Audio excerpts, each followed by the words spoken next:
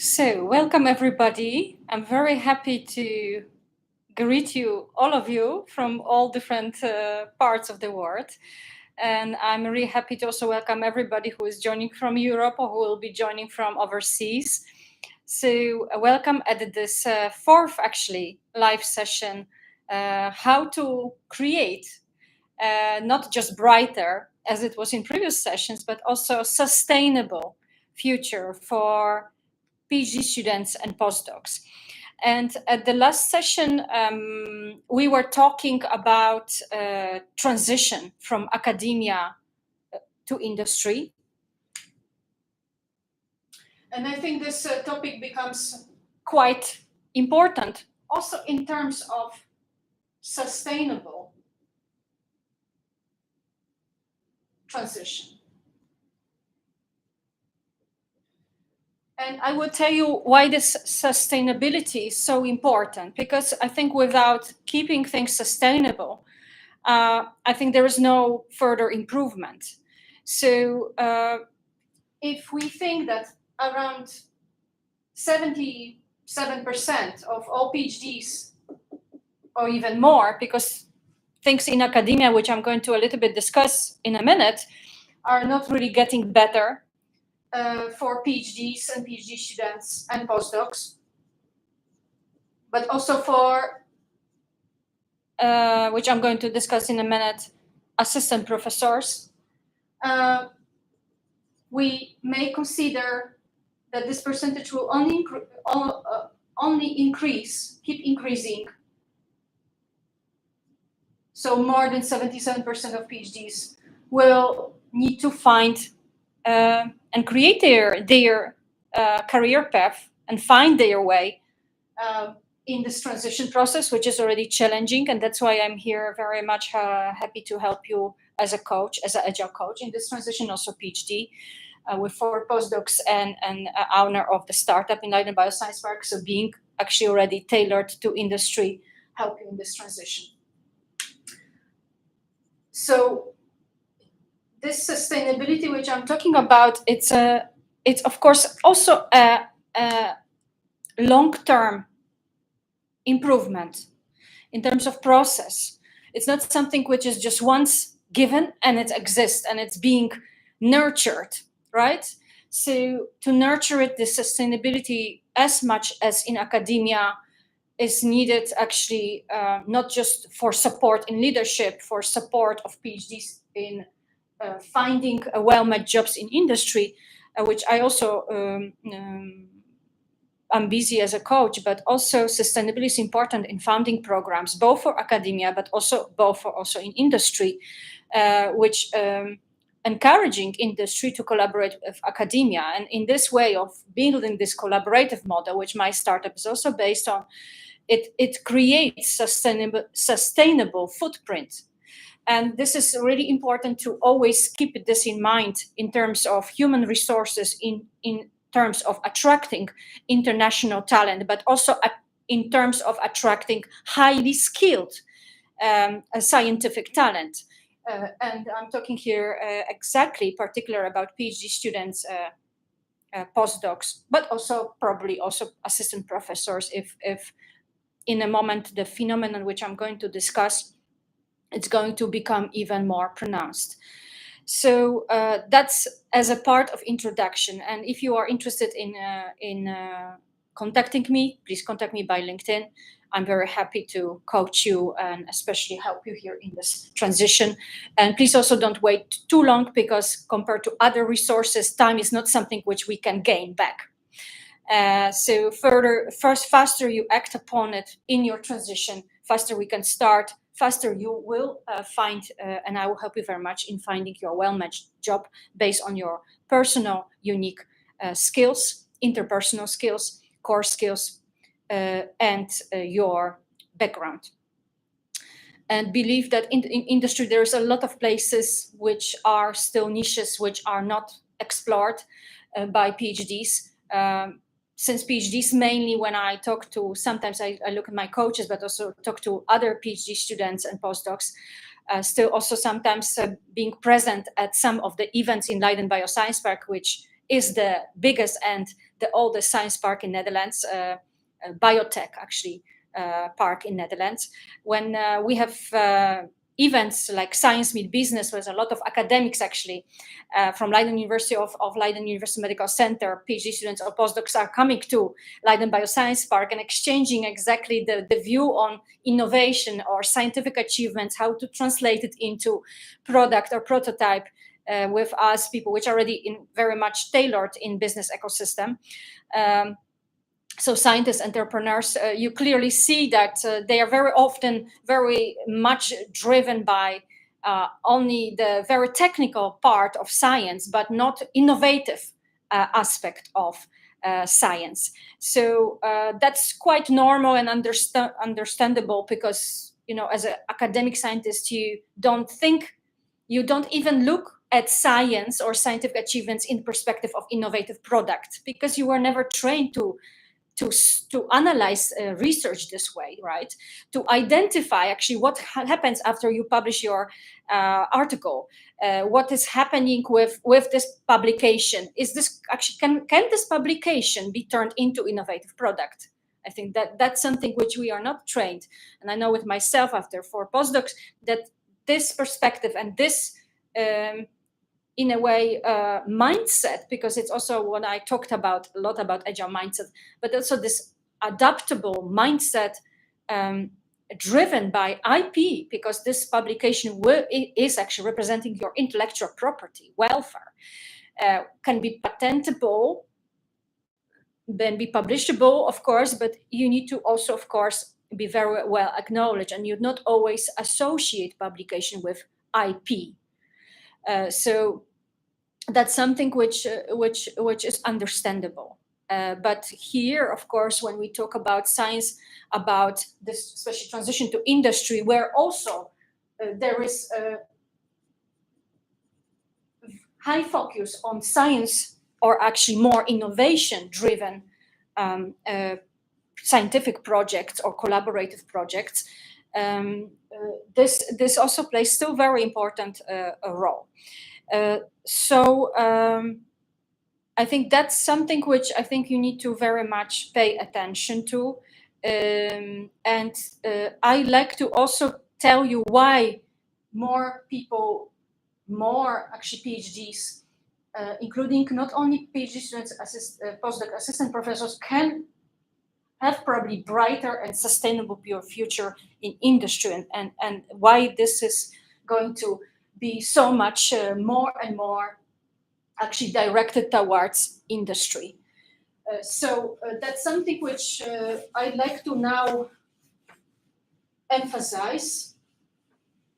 And also emphasize recently given on a LinkedIn post and shared article, which was published, actually commentary in the Cell, published in the Cell March 14th, so very recent. The link I will give you in the comments. But this commentary was shared by Joanna, and I have to look at the name, Joanna Jones from University in Lausanne in Switzerland, describing quite much inequality in the STEM, so science, technology, engineering, math, so also including life sciences field. And the effect which was described as a scissor effect. And the scissor effect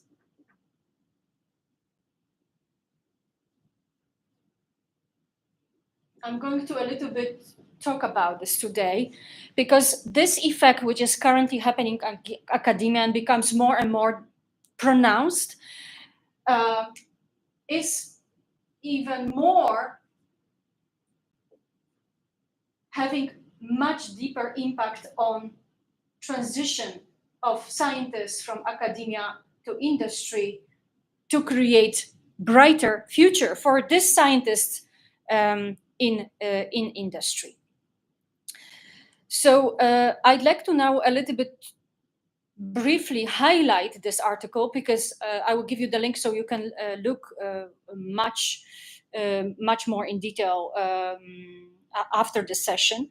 But it's important to talk about the scissors because the scissors are defining actually the future of science. And maybe a lot of people don't realize this yet. And maybe a lot of board of directors or rector magnificus doesn't see it yet, but I think has to be very careful to monitor these changes and find a way how to actually not only why this effect, scissors effect, is it's getting bigger and bigger or more pronounced in academia, but what kind of consequences this scissors effect will have on science, on brighter future or sustainable future of PhDs in academia, and that also includes PhD students.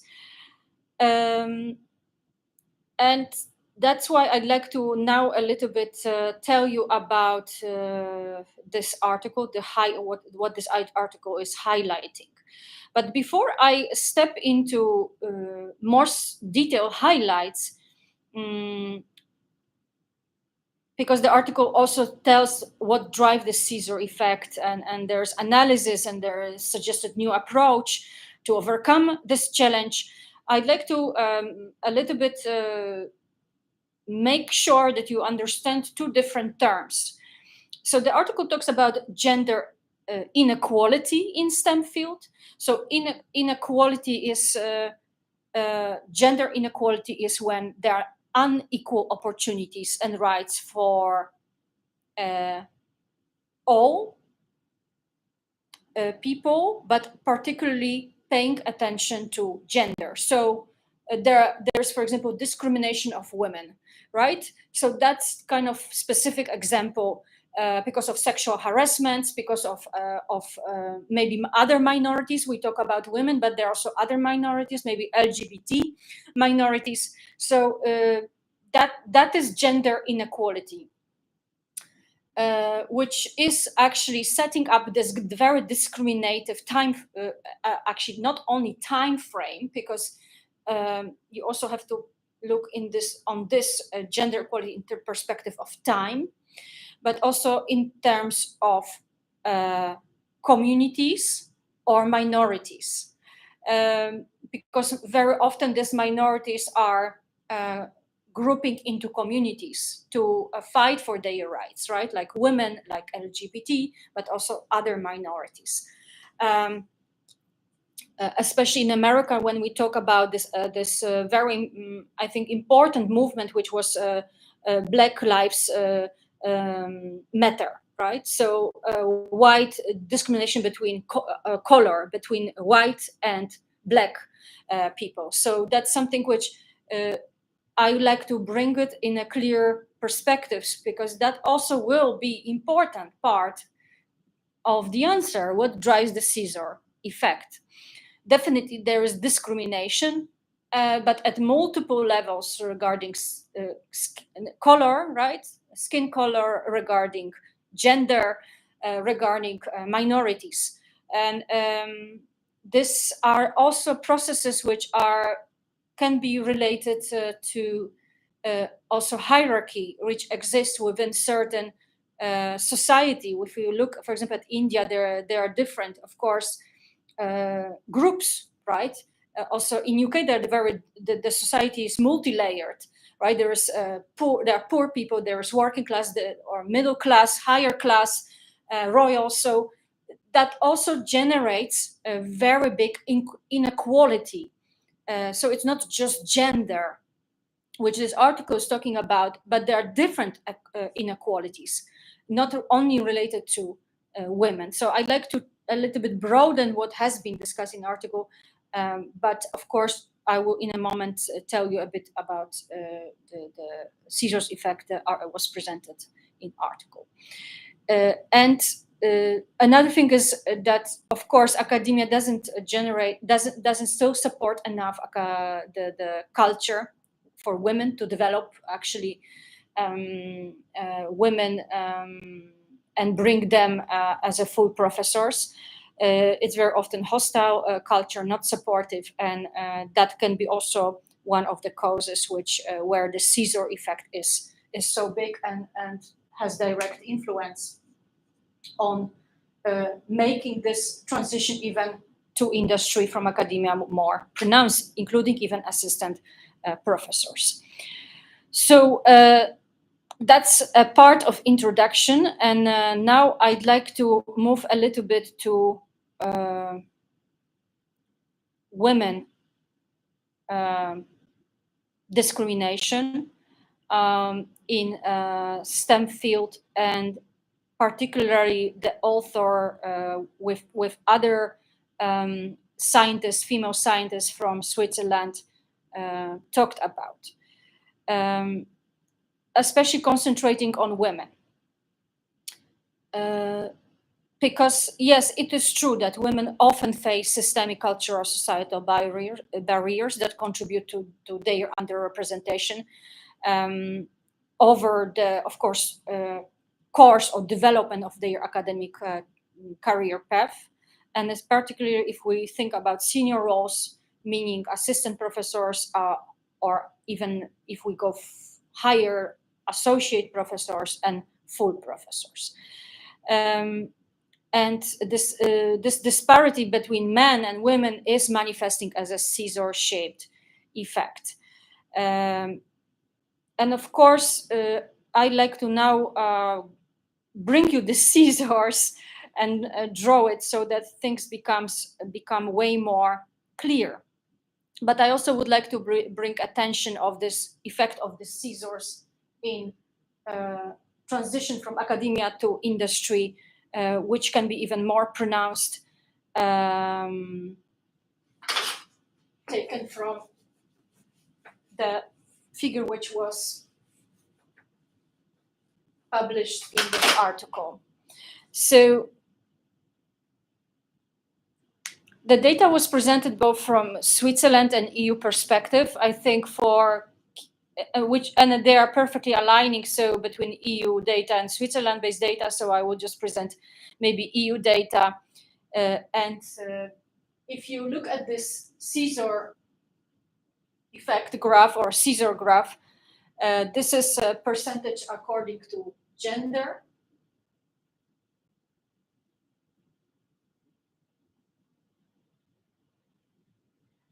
And we have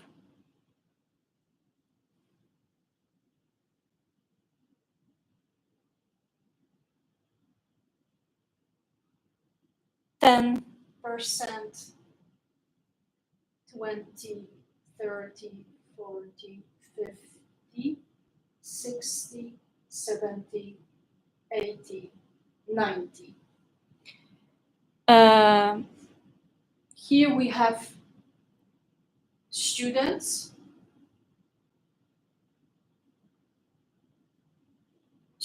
holding a title, so with title, so master students, bachelor students. Here we have PhD student,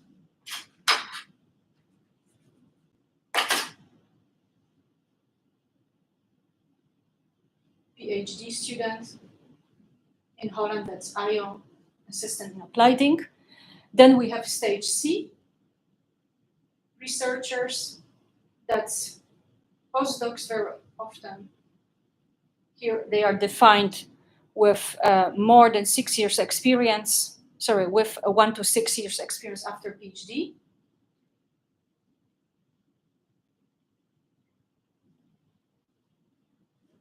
And then we have stage B, researchers with more than 6 years experience and associate professors. So B, associate professor, and A, full professors. Full professors. So if we have these groups,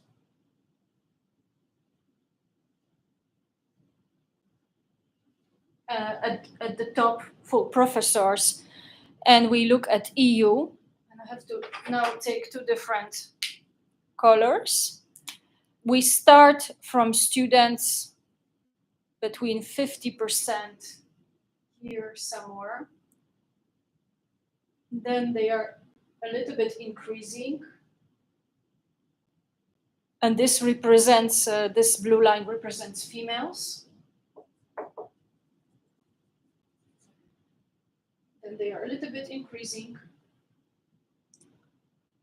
Then the PhD students, they go a little bit down.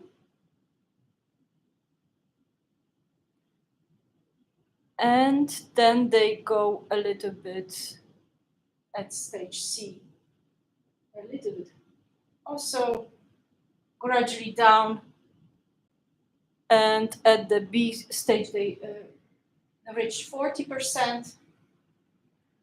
And then at the A level, so full professors, there's around 20%.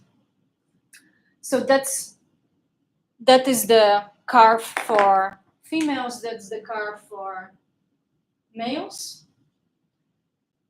And maybe I will start then from students.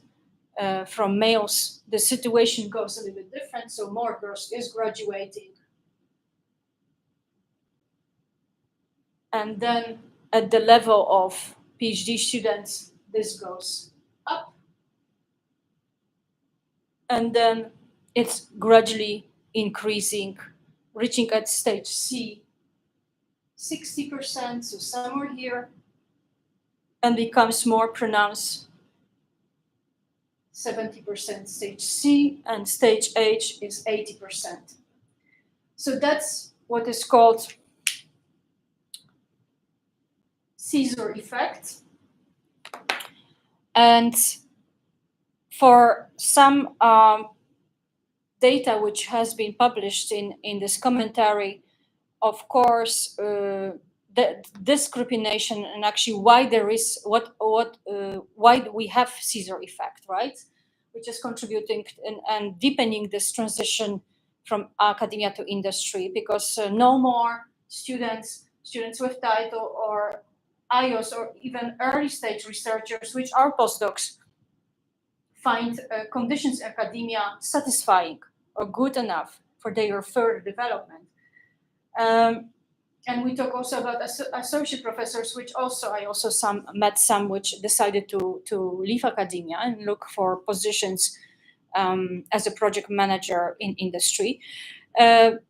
Some bias and some reasons related to this gender bias, rating male applicants apparently as a more competent and hireable than identically qualified female candidates, are actually the fact. So the men candidates, the male applicants are perceived, because that's the problem also with agile mindset, which I'm telling you many times. If you change the way you look at things, the things change. So it's a different way of thinking, but still male applicants are perceived in academia as with even the same key competencies as better and more competent and hireable candidates. And of course, we can think about why this exists, but it's very patriarchal structure still, which is very conservative in Europe. And of course, you also have to look at this particular imprinted perception in hiring male candidates related to rights, even political rights. And in Europe, for example, in Switzerland, because this article is written by female scientists from Switzerland. In Switzerland, the women got rights, political rights for voting in only 1971. So you would not believe actually how conservative and patriarchal and men-driven perception actually is relatable in Switzerland to academia, to develop actually successful academic career path for women. Since we talk a little bit now more and diving what can be reasons standing behind this Caesar's effect, which is going to be for dipping, it will be deepened and more pronounced. So I also took a little bit about group which this article is mainly talking about, assistant professors, associates, or full. But I think this group is also have to be taken into account, because this group is actually driving force of science in academia, right? Postdocs and technicians are the driving force. They perform all major experiments, bench work. And if work-life balance of postdocs is not well maintained, and they are not given sustainable options to stay in academia, also short-term contracts, well, the work-life balance is a major challenge, and what will, of course, lead, and it's leading, that's the fact already, is reported of high level of dissatisfaction among early stage or early career researchers, so postdocs, in academia worldwide. So if academia is less attractive, then industry, of course, takes advantage, right, of this talent, international talent or scientific pool, to bring it to industry. So that's something which creates very much imbalance between academic scientists and industry. But if there's nothing changed in academia, obviously this transition is going to be only more and more pronounced, and the scissors will be more and more. I would say the difference between male and females, also at the top level, will become also more and more pronounced. So then the challenge is to think about what's the reason and what we can do about this. So, of course, looking at the work culture, I think it all starts from work culture conditions in academia, including also women, postdoc women. If sexual harassment is happening very often, this actually shown to lead to tremendous loss of female talent as a result of sexism, and also having direct effect on massive loss of public funding, because there are also funding which are supporting women in academia. So that is something which makes this work culture having this work culture has a major impact on creating not sustainable development in academia of scientists and bringing them to the top sciences or full professors. The other thing which, of course, is discussed in the article is we need to build and cultivate a research environment which is respectful, inclusive, and supportive to retain these women, this female talent. But of course, I would say this doesn't only apply to women, it applies to all different minorities and also to early stage researchers, right? We don't talk only about group B or assistant or associate scientists. And in the article, there is proposed, because I always look a little bit also critically what is given in article, of course, with very big pronounced discrimination of women in science, but I would be extending on this, as I already said, and that's why this transition becomes more pronounced. But also what drives this scissor effect and what we can do. So the authors are suggesting, so the changing academic work culture is the easiest, right?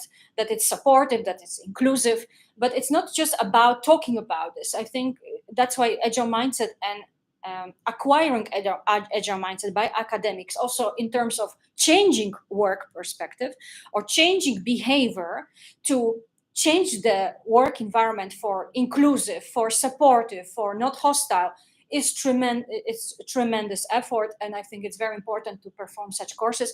And I perform such workshops to train agile mindset, also in terms of changing work culture, if this work culture has direct impact on the gender inequality and scissors effect. I think that's something which could be easily done.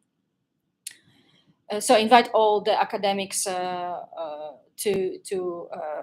contact me also regarding this type of workshop. The other solution which is discussed, of course, we need to have proactive, targeted and multifaceted strategy with unequivocal, sustained commitment. Of course, commitment is very important, that it's sustained, that it's sustainable at the both national institutional levels to achieve gender equality. But it's not enough. Commitment is never enough. You need to have actually a plan, execution plan, action points, how you're going to perform actually or take this approach, so that will lead to successful or to achieve gender equality, and preventing this pronounced then transition from academia to industry. If that's also, of course, in the interest of universities to retain female talent in academia, international talent. So I would say this sounds all very commercial rather than concrete. And of course, Artur was giving a lot of public funding grants for developing gender equality or women equality, and also discuss equity. So to support, to meet individual needs. However, we always have to remember that women are not the only discriminated group in academia. Other minorities can be also discriminated. I also talk about United States, black and white. So the problem of the skin discrimination, women discrimination, can be even more pronounced in the United States. And that's also, important since this session is also to discuss these issues also from global perspective, not just look at universities in Switzerland, or at European countries, but also globally at actually all the countries, including the United States, or countries overseas, or developing countries, which I already talked about, India, with castes, selected castes, and actually Africa, where women have even very limited access to education. So even online education. So I think what drives the scissor effect is already has been discussed, but the solution, we have to look for way more agile solution, way more adaptive solutions, not only at the level of commitment in terms of sustainability, but at the level of end solution, right? Agile end solution, which is given in terms not just of the public funding for women to fight inequality, but also in terms maybe of exactly packages offered in leadership, in coaching, in building also women platforms, academic women platforms, or even departments to create legally also. That's also important part, legally based instruments to fight gender inequality in academia, to decrease this scissors effect. So that's something which I think it's important to keep discussing, especially when lately there was a Women Day, and I discussed with my guest very important issues related. Please visit this, or please see this interview about what's the next global, in a way, what's the next global advice regarding women which are facing societal challenges. I think that's even more for deepening and also pronouncing this effect of the scissors in academia. So this is not such a only issue which is related to harassment, but it's also actually related to societal challenges which each female scientist is encountering. So please visit this interview to learn more from Hatice, which is both PhD and MBA, and she actually made a successful transition from Turkey all the way from Turkey to US. And I found this extremely inspiring, but also great wisdom which she shared during the interview. So please visit also the interview. So that's a little bit about the article I'd like to bring in. The rest you can read about all this funding, all these actions and possibilities regarding the funding for women in, scientists to promote equality in the box below in the comments. I will put it after the session because when I do it during the recording, this link is removed. So I can only place this link after the session. So now the next thing I'd like to talk about the scissor effect, especially at the level of students or PhD students, can be even more pronounced.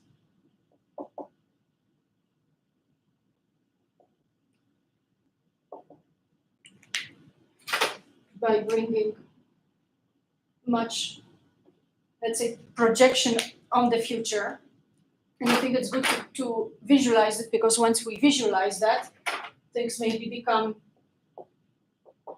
and maybe this will be even looking this way from future perspective. 100 is here, so it's somewhere here.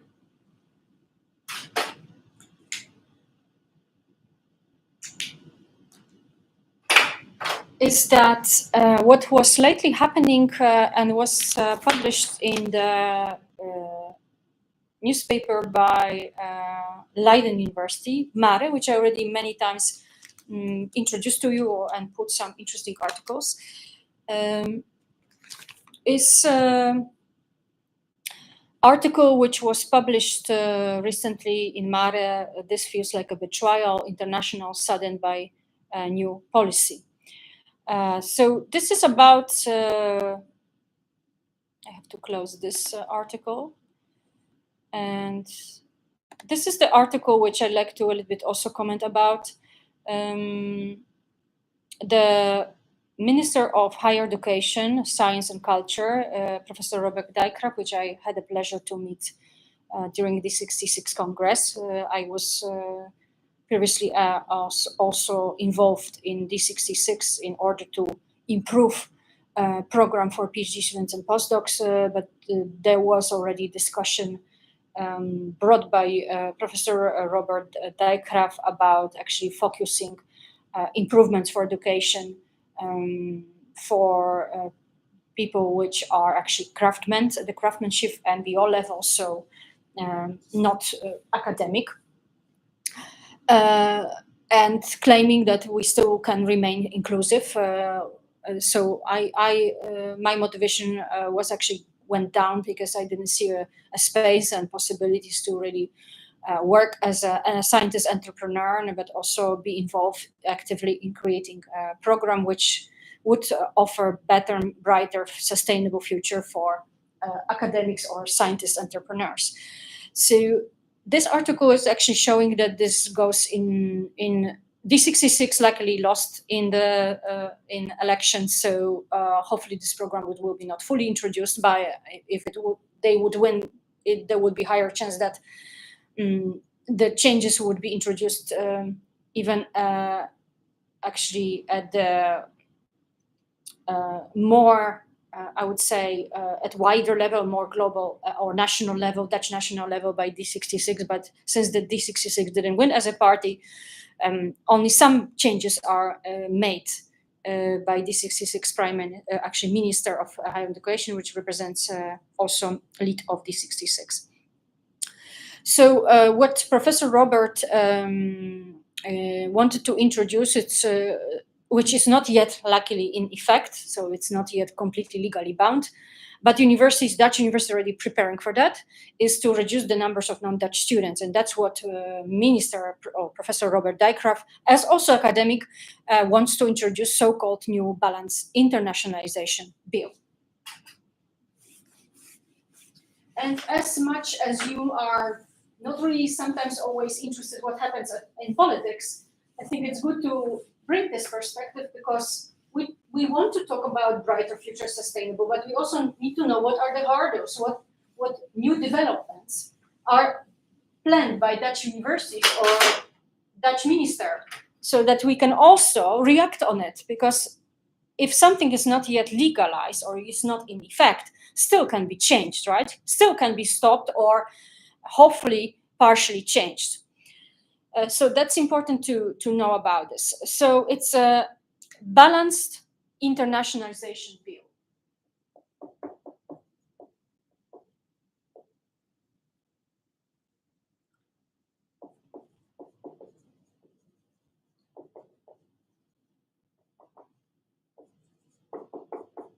And of course, that's happening locally, so Netherlands, luckily. Netherlands always, I live in Netherlands since 2021 when I arrived, and I arrived as a foreigner. Uh, and I very quickly, at Rotterdam, I was very lucky actually to enter the Department of Cell Biology, which was very international with 300 people. And I never would think that internationals in the future their future might look different than my future. Meaning less bachelor students in 2023. Already it has been estimated 23% of first bachelor students and 35% of first year master students were from abroad. Apparently this is too high. So Professor Robert Dijkgraaf wants to introduce this bill in terms of preparing universities to reduce these numbers of non-Dutch students. But it's not only about reduction of the number of non-Dutch students, so international students, but also it's about reduction of numbers of English taught courses. So all the talent is welcome, but you need to learn Dutch. But obviously, when you international, I passed a national exam for Dutch nationality, but I can tell from perspective that for international students which are arriving to Netherlands, Dutch is, it's not a language which is very universal and can be very useful. Right? It's spoken in Netherlands and Dutch colonies, but apart from that, it's not a language that everybody speaks. So Dutch culture also, which created this very international model of society, because there is many nations in Dutch society. So I'm really surprised by Professor Robert Dijkgraaf to look so narrow-minded at this perspective of this internationalization bill. And what does it mean, balanced?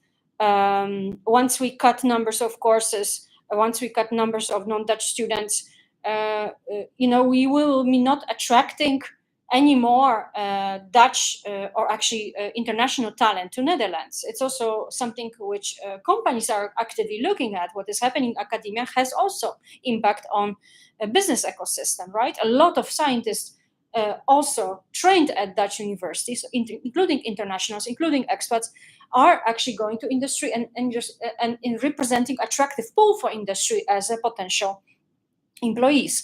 So I'm very surprised about this type of one direction decision.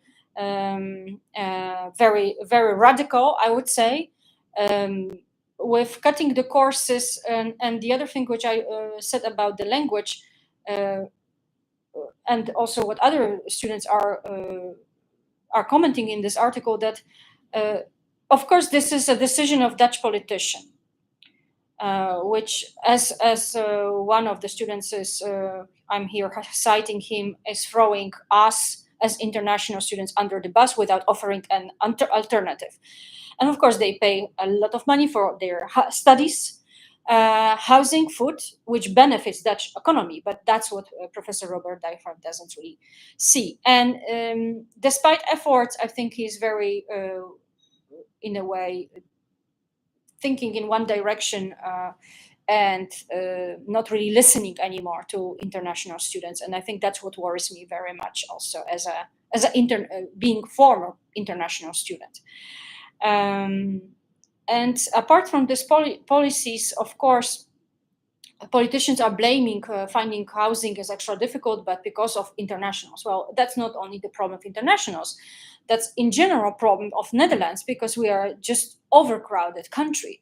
And there's a lot of people which are also coming from Bulgaria, from European, actually more European countries, which are also coming and setting their companies, but also other type of foreigners, not necessarily students. So there are different groups, societal groups, which are arriving to Netherlands. And I think that's what we need to control. We should control numbers of immigrants and not necessarily students. I think students are a very vulnerable group here, and the students are our future. They represent enormous potential in terms of development in innovation, but also our sustainable future, right? We need to have students. We simply have to have sufficient numbers of students to continue to be competitive, also worldwide. So indeed, already arguments brought by students are very clear that this is discrimination. I mean, this is discrimination. I just talk about Caesar's effect about women, but this inequality comes also to students, to future scientists, established scientists, which are cut their way to create brighter future and sustainable in Netherlands, and they will move to other countries. And I think that's why Holland will lose on its international actually footprint, which can be tremendous for creating sustainable, successful future of the country and Dutch innovation. The other thing is about the language. Yes, I fully agree. I mean, knowing Dutch at intermediate level, I can understand that when you arrive to Netherlands and you want to study in Netherlands, because what attracts students the most and also scientific talent is how international Netherlands as a country is. But the criticism here is about not about lack of opportunities to learn Dutch, but it's rather that it's impossible to learn to speak Dutch at academic level in such a very short amount of time. And I fully agree. This is actually very radical and I think completely not reasonable decision, which was brought by politicians. But please remember that Professor Robert Duff is also academic.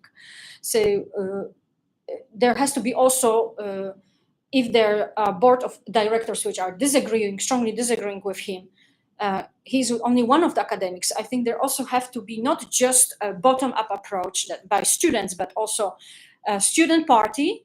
I think that's very important because I've been in D66. There's also student party which can fight their rights and can talk to Professor Robert Dijkgraaf and try to influence this from bottom-up perspective on future of internationals in Netherlands.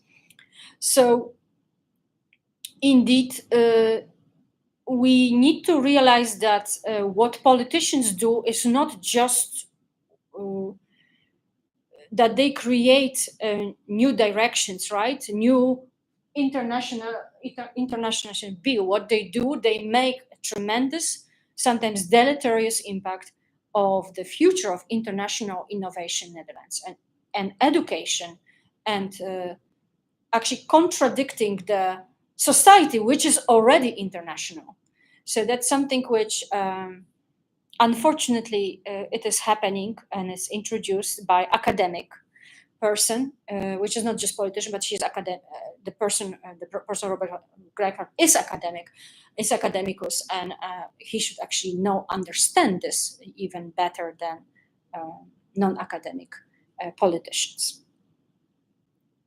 But as I said, it's quite fixed in his decision. So I think bottom-up approach from student party has to be also introduced, and also maybe board of directors also have to be involved in it, because they are also not only Dutch directors in the Raad van Toezicht.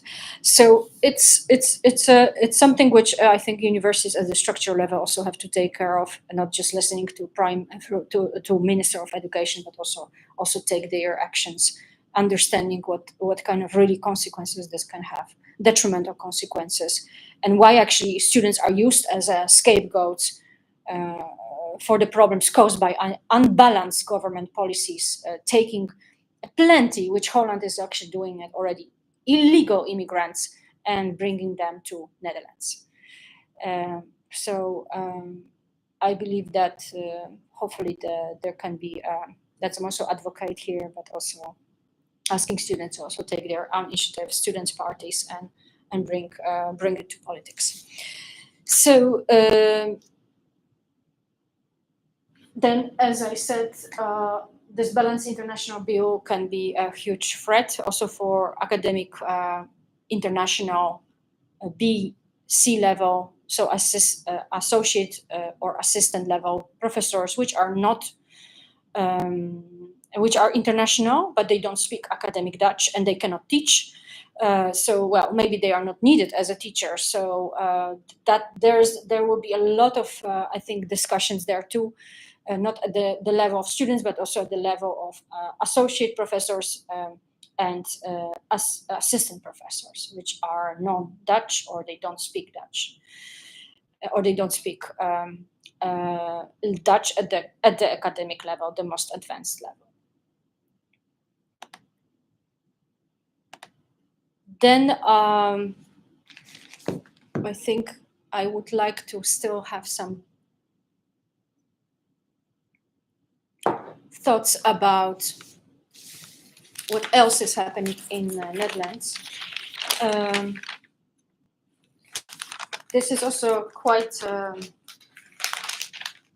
important information about Faculty of Law, which has to find 5 million euros of Dutch university, their budget, to fulfill the gap, because their amount of students, actually the numbers of students, is going to decrease, and there is then less money for education and solve the faculty financial problems. And amount of actually which is given to actually fill this gap is 5 millions. This comes also or has effect on creating less FTEs, so less employment in terms of teaching staff. So 17, that's quite a lot. 17 jobs goes down because there's less money. And I think this problem of sustainability comes again where universities have to understand that their core business is teaching, right? Is education. If they will not keep this in mind, they're going to lose potential talent, but also students. Stepwise, there will be more students moving to other countries, to other universities, where they take care of education and make sure that education is driven by sustainable model. Of course, this is example in the matter of Faculty of Law, but we need all legal people, all legal graduates in Netherlands. So for me, that was very much alarming. That we talk about scissors effect, we talk about discrimination, but there's also decreasing numbers of students. That's also another impact, which I didn't want to go into detail, is aging. But this perspective of aging is already, present in Japan, and we need to learn and monitor actively the changes in societal working class, which can be still, involved in teaching or in industry or in work as a work class. So if this is not happening and education is not going to take it seriously, teaching and create budget for that, more than for even inequality, then we may end up as universities in very bad financial condition. And this changes should not occur too late, that we run in such financial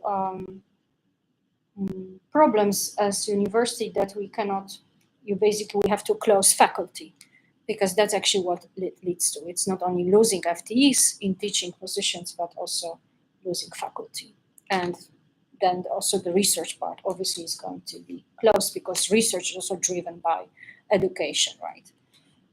So it's something which I think I wanted to also bring in, because to give you really all this perspective and what can we do, because if we know where the problems are, we can react quicker, right? We can do something about this. If we don't see the problem, that's the most dangerous part, to create this brighter, sustainable future. Because if we don't see that there is a problem, we don't read, for example, Mare, or we don't look in. That's why also on the sessions bring you articles from University of Switzerland, so showcase what's happening in Switzerland, their data, what they discuss, the landscape, what is happening in academia and in transition from academia to industry in Netherlands, what is happening in Dutch universities, so that you really can see what can we learn from other countries, or what other problems can happen, or what other solutions other countries already are, how they try to tackle these challenges.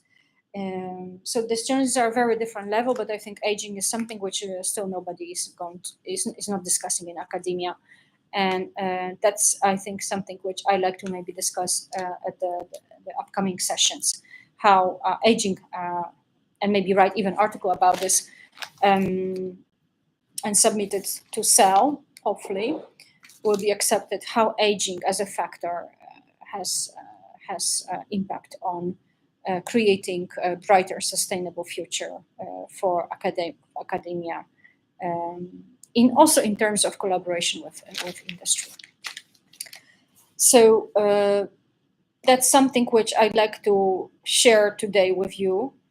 I wanted to still, as an agile coach, brought some exercise, how to find other in a way, using different perception methods, how to create new solutions, because we need this very cross-disciplinary mindset, agile mindset, flexible mindset,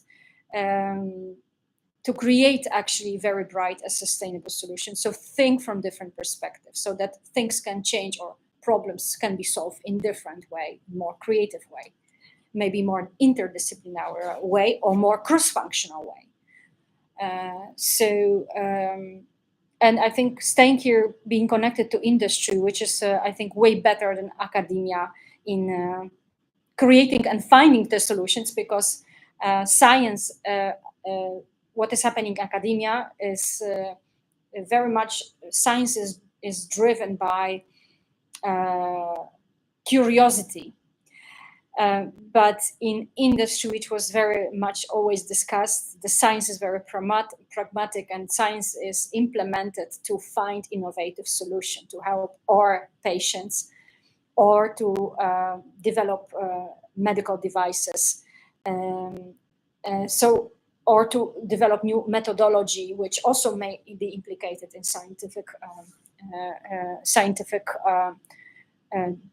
has scientifically or curiosity-driven science.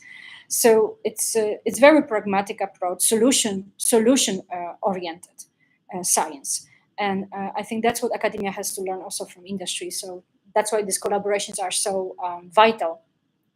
We talk about collaboration in terms of new methods, new prototype, new cell therapy, but also in terms of how to tackle this scissors effect, and how to balance this scissor effect, and may industry help actually to balance this scissor effect in academia, and may industry can offer solutions to academia to balance this or decrease this effect of scissor, and also balance international bill, because you should always not forget that also universities are actively more and more. I also see it in Leiden Bioscience Park.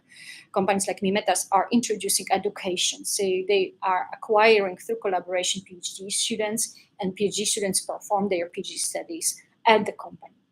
So we need to really think from also industry perspective, and try to engage always, as I also advocate, industry in this academic hurdles, academic scissors, transition from academia to industry. That's really important. So I think with this message, I'd like to leave you. and think about this. If you have some questions, you would like to contact me regarding coaching, regarding transition from academia to industry, please do that by LinkedIn. I think that's the quickest. You can find all the contacts here on YouTube. So I'm very happy to help you as also agile coach, helping PhD students, postdocs in this transition, but also maybe assistant professors in transitions from academia to industry, and knowing how pronounced this Caesar effect is already in terms of the graph which I presented to you. So thanks a lot for active listening, and looking forward to all the questions and also coaching. So take care and have a good day, or have a good week. Enjoy the spring. Greetings and warm greetings from Leiden Bioscience Park. Bye.